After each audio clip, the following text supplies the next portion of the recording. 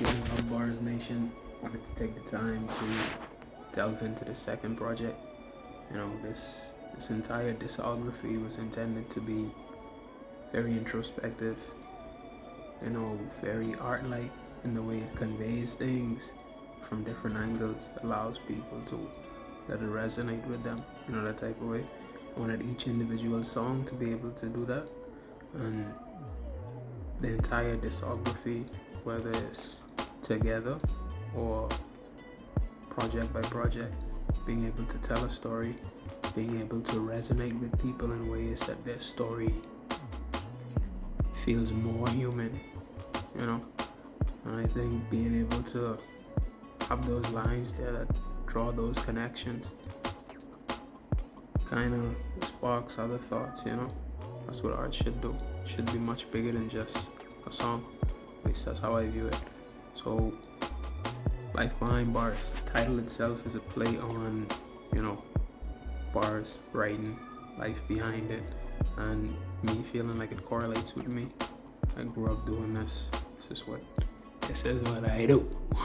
So I took the opportunity to use that, tie it into deeper meanings, parts of us that we keep behind bars.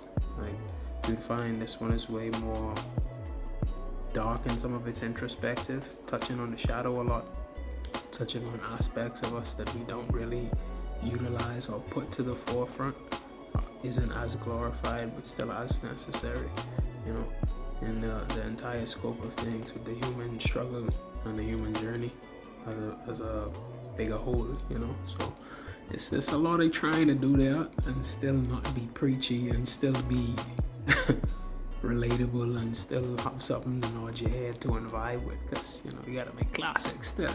So I hope it is very much appreciated. Trying to have every project this year be sheer volume.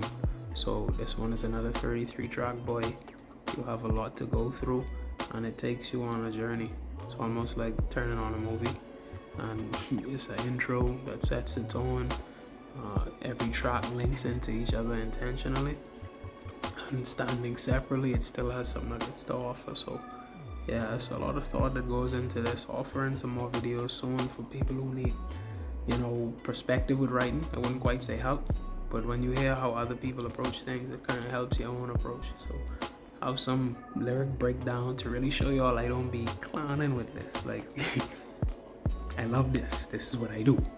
So the way I approach a track, the way I approach even simple bars, and try to make sure there's cohesion, because a lot of times I think like more lyrical rappers fall into that trap where it's wordy, but you ain't really saying nothing and you ain't connecting with the fan base. And at the same time, I do feel like some people throw that out the window too much. Like, you ain't yeah, you just wilding at this point. No punchlines, no lyricism, no nothing cool, but you just nursery rhyme just because the beat hot, that type of way. So definitely didn't want any of the extremes.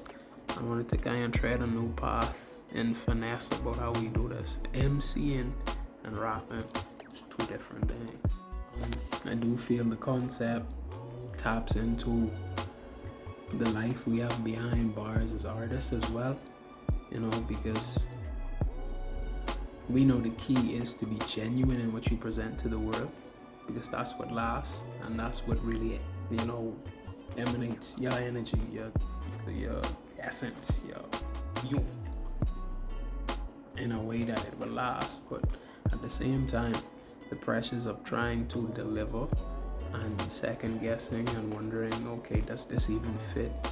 Does this go here?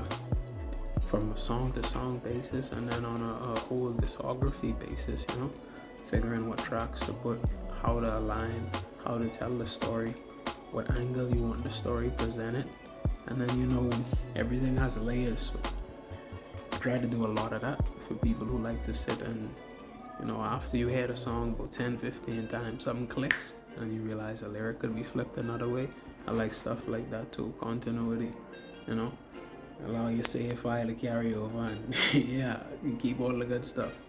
But I just feel overall the bar has to be set higher for hip hop. So coming with a name like B.A.R.S, Beyond Average Rap Standards, I feel all of this was necessary. Some people may feel it's overkill. Like I say, I love this. This is what I do. So the way I give you it, I ain't gonna just give you a fire engine and call it a day. Trying to filet mignon and sprinkle, give you the whole 9 yards. You feel me? So y'all stay tuned. We got a lot on the way for 2025. And this the year we going up 2, 4, 2, 2 the yeah.